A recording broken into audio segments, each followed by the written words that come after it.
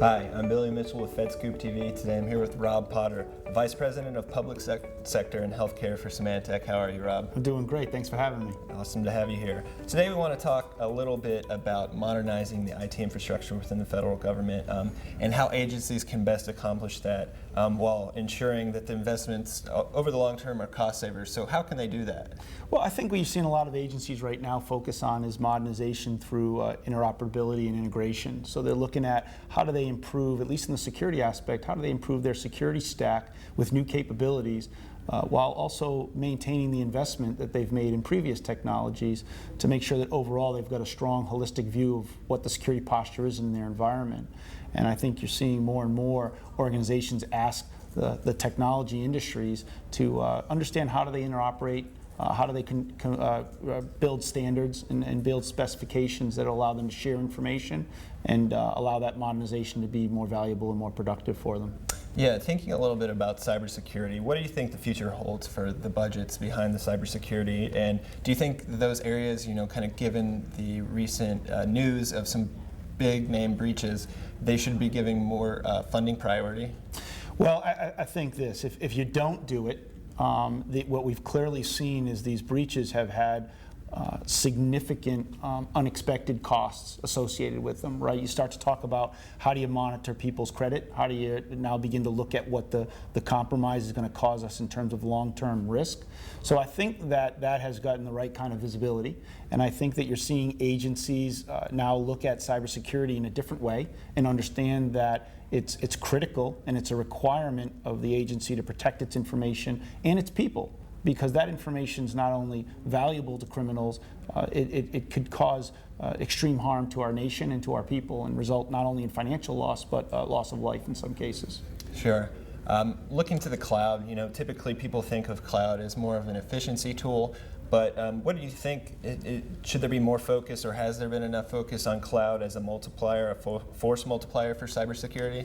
Yeah, it has to be, right? If you look at a lot of these breaches, look, the cloud, what those companies are doing is amazing around efficiency, right? The consolidation of data, the consolidation of services is a fantastic thing, but I think what we've seen in some of these breaches, that consolidation of information in a single point also creates a vulnerability. So security around that in terms of identity access, in terms of data protection and how you build policies to control that data, and then just visibility across that data center or across the service model that you're using in the cloud infrastructure, that becomes critical. And from a Symantec perspective, we think NIST has done some great things there. We think looking at the levels of assurance and making sure that you're hitting a level 3 or a level 4 is critical. I think what Tony Scott has done with respect to the cyber sprint and asking people to really look at how they're controlling authentication and how they're improving the controlled access of data in the government environment, it was necessary. And I think as you look at the cloud environment, a bigger part of that architectural overview is going to be how do we secure this cloud? Sure. Big data is kind of been claimed as a solver of a lot of problems in government. But what about the other side of it? What kind of impact can it have on cybersecurity and then also lowering the cost of government operations? Well, listen, it doesn't matter what tools you have in your stack, you've got a lot of data, right? There's a lot of incidences, there's a lot of warnings, there's a lot of alerts.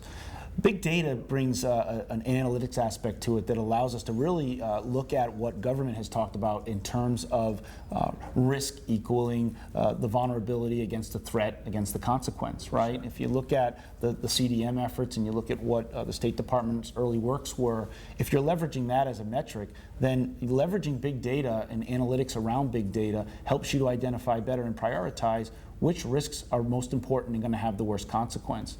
And I think what that's going to do is it's going to drive organizations to now look at how do I build analytics platforms that can consume this massive amount of data and then rapidly identify not only the important incidences in my environment, but the ancillary data that helps me go engage in that fight.